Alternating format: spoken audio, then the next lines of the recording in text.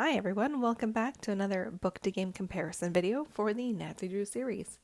Today I'm going to be looking at Ransom of the Seven Ships. I will start by looking at the novel, and this is The Broken Anchor and was published in the year 1983. And after that I'm going to look at the game, which is Ransom of the Seven Ships and was released in 2009. Once again, a spoiler alert is in effect, and sort of more so this time than in previous videos, and this is because this discussion makes reference to an earlier game, not necessarily an earlier book, but certainly an earlier game, and sort of the culprit from that, to be quite straightforward with it. So if you haven't played earlier games or watched the earlier videos and you really want to avoid knowing the culprit of a previous game, then best to avoid this one for now. So with that, let's look at the novel. So this is from the Nancy Drew Digest paperback series, or a continuation of the Mystery Stories series. And it's book number 70, and it's The Broken Anchor. So Nancy wins a trip for two to Sweet Springs Resort on Anchor Island in the Bahamas. The odd thing is Nancy did not enter any contests with this prize, so she's kind of confused when she gets the package for this trip for two. And she decides that she's going to actually give it to Bess and George because Nancy can't take the trip right away, as her father would like her to join him in Miami because there's another case there that he could use her help with. So Bess and George take off and Nancy joins her dad in Miami. And the reason that they're brought there is because there's this abandoned boat that's been found. And on the boat are these newspaper clippings about cases that the Drews have worked on together. This is really curious. And the sheriff there is quite suspicious and sort of insists that the Drews must know whose boat this is and who's collected these articles.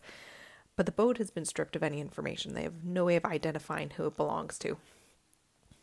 Eventually they sort of figure out who it probably belongs to, and this is because of a newer item on the boat, and through purchase records, they identify it as possibly belonging to the Defoes.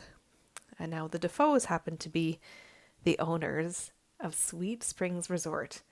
So alarm bells suddenly go off. So the Drews realize they need to get over to Anchor Island immediately. Before they do, they decide to look around the boat themselves, and Nancy discovers this gold medallion. And turns out that it's quite central to the mystery that they're already starting to delve into. And so they get over to Anchor Island, and as soon as they get there, they discover the Defoes are still gone, their granddaughter's on the island, and Bess is now missing. So it's now up to Nancy to try and figure out who's taken the Defoes, who's taken Bess, and what might this medallion have to do with everything, and who's behind it all. So we'll look at the few characters that we have. So we've got Jeff and Lena Defoe. Again, they are the owners of Sweet Springs Resort, and then their granddaughter Penny. And she arrives on the island just before Bess and George. She was going to spend the summer with her grandparents. And she's quite surprised that they're not there and is very confused by everything and worried for them because they're not around. And then, of course, worried for Bess when she disappears. We also have Sheriff Boyd, who is that sheriff mentioned in Miami, who's trying to figure out what on earth is going on with this boat. And then eventually we have two more characters, Tom and Jack. Tom is mentioned somewhat early on. He met George and Bess at the airport in Nassau and took them over to Anchor Island. But other than that, we don't really see them until the end. So what we learn through the story is that the Defoes had kind of tricked Nancy. They wanted her to come to the island because of this medallion, and they thought it'd be fun for her to sort of win a prize, a stay at their resort.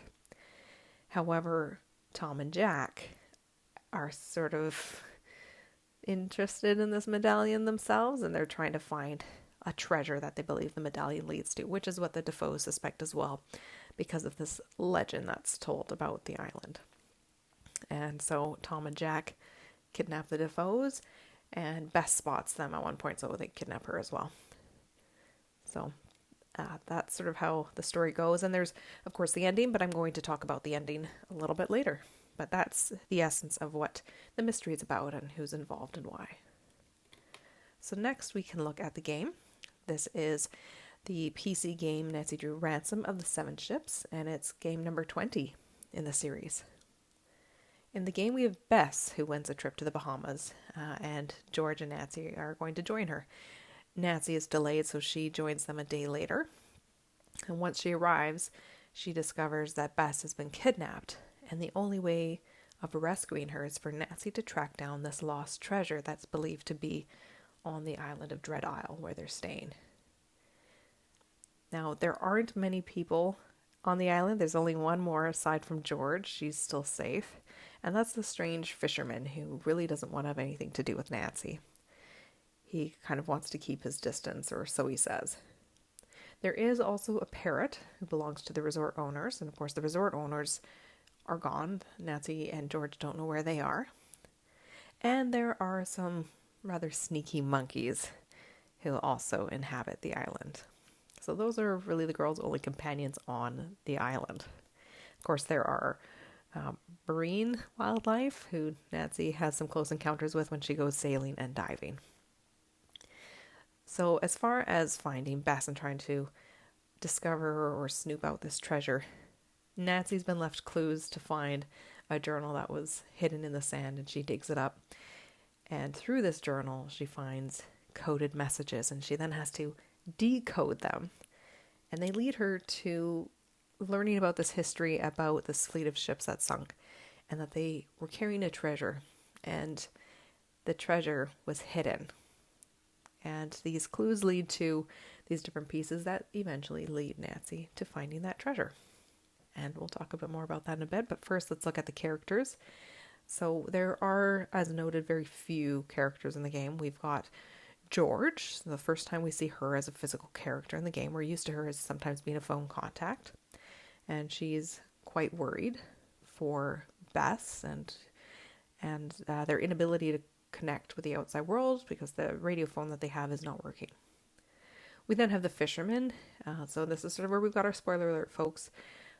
He goes initially by the name of Johnny Roll, and then he reveals himself to actually be a gentleman named John Poole, who is in disguise and is trying to hide his identity because there are some awful people after him.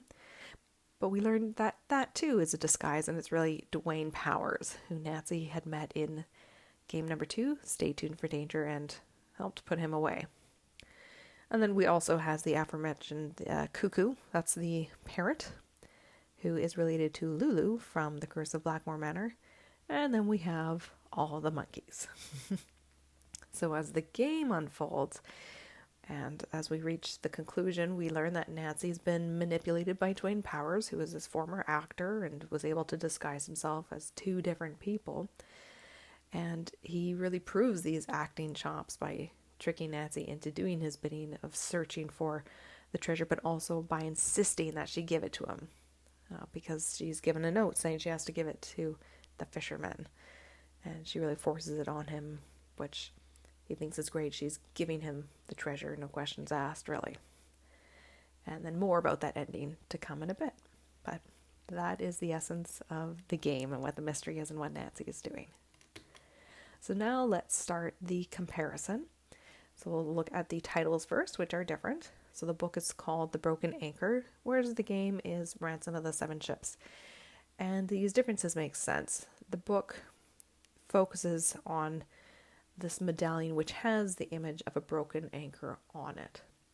And this is actually representative of the island, which resembles this shape.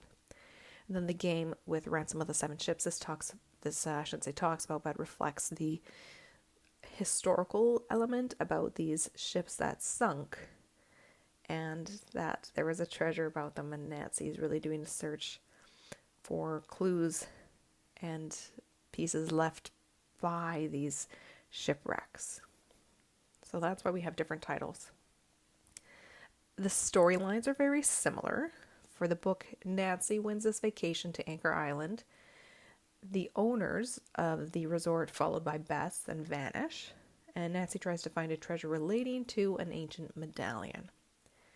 Looking at the game, it's Bess rather than Nancy who wins a trip to Dread Isle, and then she's kidnapped again. And Nancy's tasked with finding a treasure in order for best to be released. So we can see a lot of similarities just as far as who won the holiday is a little different, but in both instances, it's to the Bahamas and Bess is kidnapped and there's a search for a treasure. Looking at location, both stories are set in the Bahamas. The specific island is a little different. In the book, it's called Anchor Island. In the game, it's called Dread Isle. But otherwise, we've got basically the same location. So as far as character comparisons go, I'm only going to do one because there's only really one suspect in the game and one character in the book who the group regularly interact with. So that means I'm minimizing the few more characters who are in the book, but I think that's fine. They don't really play much of a role. So this leaves us with Penny and Dwayne. So it's the only other person on the island in both stories. In the book, Penny's grandparents own the resort, and she's on the island to visit them, or so she planned. And she expected them to be there, and she's really worried by the fact that they're not. In the game, Dwayne uses multiple fake identities to trick Nancy into believing that he's someone other than who he really is, and that he's actually a victim of misfortune. And he is the culprit, whereas Penny's not. He kidnaps Bess and has Nancy seek out this Spanish treasure for him because he knows she's got these skills and can find it. And then we are going to talk a little bit about characters, but not so much a comparison for how they act in the stories, because we're going to talk about the missing hosts. So in the book, that's the Defoes. In the game, it's the Gibsons. And for both stories, the hosts are not present at the resort, but the reasons are different. For the book, the Defoes happen to be kidnapped by Tom and Jack. Those are our culprits. Whereas in the game, the Gibsons were simply away. They didn't know anything about what was going on. They weren't kidnapped. So next, let's look at some similar, elements of the storyline and things that have been included in the stories. And some things are, not exactly the same, but you can see where they sort of mirror each other. That's the first two here. So we'll start with the medallion. This is only in the book, and it's an old Spanish medallion, which instigates this mystery with the boat. The Defoes have invited Nancy to look into this medallion. They disappear, and then the medallion is found by Nancy on their boat. And once Nancy unearths it, she uses it to find a treasure. So everything's sort of revolving around this medallion. And a big part of that is the fact that it's Spanish, because this is similar with how the game works. Instead of a medallion, we have this journal. And it's written by El Toro, and it's filled with all these encoded messages that are clues to finding dials, which then lead to a treasure. So we've got this Spanish connection and something that's sort of like a map in ways, leading clues to the treasure. Another thing that's the same, and I thought this was really great, is the idea of a broken radio phone. So communication between the island in both stories and the outside world is cut off because the radio phone at both locations is damaged. And also that what happens in both stories is George is the one working to fix it. In the book, we also have Carson who helps, but isn't successful. Another thing that's the same, and again, something I thought was brilliant to be included in the game as well as having been taken from the book, are the newspaper clippings. And they are articles about Nancy's successes. So in the book, they happen to be found at the very beginning on an abandoned boat, which is really what sets off alarm bells. Whereas in the game, they're basically on display at the resort by Cuckoo's Perch. So those aren't really tucked away. And then something else that's similar and just mentioned a bit ago is the idea of an abandoned boat. When this comes up is different in the two stories. So in the book, it happens pretty early on. It's this abandoned boat in Miami, and it's really what sparks the mystery for Carson and Nancy, and they realize something really strange is going on, and then they connect this boat eventually to Anchor Island. In the game, the abandoned boat comes up at the very end of the story, and it was the boat that Dwayne was on. And once the police get involved, they track it down, and he's not on the boat, so at that point, it's abandoned. So there's that similarity. And something else, this is kind of minor, but also not, depends on how you look at it, are these place names that have some similarities between the two stories. So in the book, there is a nearby island and it's called Seahorse Island. In the game, and I don't know if others agree with this, but I've always thought this, there's a location called Half Moon Bay where Nancy does some diving. I've always thought the top of it looked like a seahorse. So I think that Her Interactive intentionally gave it that appearance because of the mention of Seahorse Island. I don't know why they didn't call it Seahorse Island. And they changed the name to Half Moon Bay, but whatever, that's fine. There's that similarity. And another similar name is Blue Cove versus Blue Hole. So there's a cove in the book called Blue Cove. In the game, they changed that to Blue Hole, and it's a diving hole on the island, which Nancy dives down into and eventually leads her to the treasure. And speaking of the treasure, in both stories, there is a treasure. It's Spanish in origin, and it's found by essentially traveling beneath the surface. In the book, it's through underground caves, and in the game, it's by diving below the island, and then for both entering a chamber. So then the final thing to look at is the ending. And, I mean, they're kind of different, kind of the same.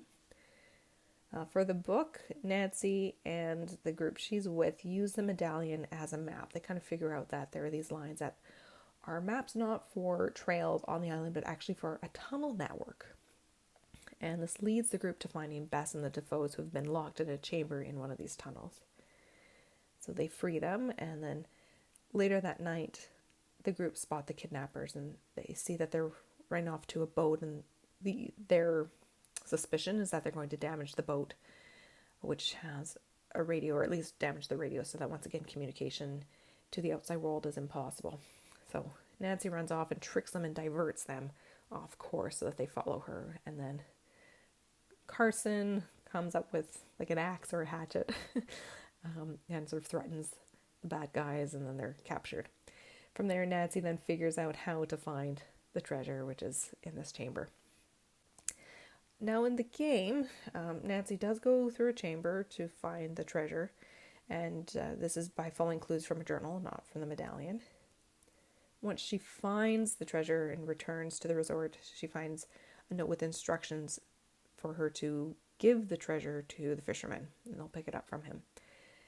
Nancy does this and then learns that the fisherman, Johnny Roll or John Poole, whichever name he goes by depending on how you play the game, she discovers that he's actually Dwayne Powers, this former culprit, and he's tricked her into finding first and then giving him this treasure. And he then traps Nancy in a cavern where Bess is. And while in this underground cavern, and I could say here's another similarity, we've got tunnels again, sort of underground, beneath the surface. We have this chamber, just like in the book. But here Nancy finds an additional treasure, and then she and Bess escape. And as noted earlier, Dwayne vanishes from his boat. So those are our endings. So with that, let's conclude. And really, this 2009 game follows the 1983 novel surprisingly well. I had remembered from when I first read the book that there was only one suspect, so I'd understood why Her Interactive did that, but I didn't remember all these other details that were mirrored in the game. So both stories revolve around a contest prize to the Bahamas. They both have missing hosts, although how and why is a little different. There is a kidnapping, there's a Spanish treasure, and we're really limited on suspects. Those are sort of the big things that are the same, but there are also some really small details that are shared. So those place names, like I mentioned before, Seahorse Island with Half Moon Bay resembling it, Blue Cove versus Blue Hole. There's also the use of a golf cart. That's in the book, and then of course they incorporate that quite a lot into the game. A lock shed comes up as well, and then the newspaper articles. Another thing that's similar is if we look at where that treasure chamber is, so we've got the treasure chamber, that concept is being the same, but the access to it in the game is by diving through Blue Hole, and in the book, although Nancy doesn't go doesn't get to the chamber via the water. They do talk about the fact that there actually is a connection. There's a passage that leads out to the ocean, so Nancy could have gotten there by water. So similarity there as well. One of the things that's different is that her interactive changed the character, or the island's lone character, to one who is not really a suspect, to one who not only is our only suspect, but is a previous culprit. They added some other characters in the form of a parrot and monkeys, so, liven up the island a little bit. There's also more sailing in the game than in the book. Nancy does some fishing in a book. And that's about it. In the game, there's a lot of sailing and there's diving. There's no diving in the book either. So I do have to make note that her interactive did have a lot of limitations with their source material, particularly in the realm of suspects. And I can see how that hindered things in some ways, but they did a really good job, as noted before, of taking elements from the book and incorporating them in one way or another. And I found reading the book that it was really interesting and fun and lovely, and maybe that's because I want to be on a beach holiday right now, but I liked the story. I enjoyed reading the book. The game, however, I felt really left much to be desired, and I found it really frustrating with some of the additional things, like all the third person stuff. And I kind of wonder, this wouldn't have saved it, but I wonder if the culprit had not been changed, I think the game may have been a little bit more appealing, because one of the things that bugs me most about it is that return of a previous culprit, and it just doesn't work for me. So there's my conclusion. So with that, we have the end of this comparison video. So we've got two very similar stories with quite a lot of change with respect to culprit. That, I believe, is our main difference. Really, there's a lot of overlap. Again, that is about the contest being in the Bahamas, kidnapping, host not being present, really only one other person on the island. So there's a lot that was kept when Her Interactive made their version into a game. But as noted, I do think the book is far more engaging. I actually quite enjoyed reading that story. The game I don't enjoy beyond the music. The music's fantastic. The storyline really doesn't work for me. So that's unfortunate, but I was pleasantly surprised and impressed when I realized, I don't know if I should say realized, but I'd forgotten how closely Her Interactive followed the original storyline. So they did do a really good job of that, considering all their limitations. But I do think it's really the culprit that could have been done better. And no golf cart. If transportation had been easier, that would have been great. Also, no mountain or rock climbing. That was horrendous. So with that, I'll just end by saying the book is really great, and I think people would enjoy reading it. So if you have access to it, I highly encourage reading it, especially when it's the summer, or if you feel like you need to get away from winter blues. It makes you feel like you're on a beach and away on holiday in a good way, even though there's a kidnapping and things are a little scary. So thanks so much for watching and following along with me, everyone. Have a splendid day. Bye-bye.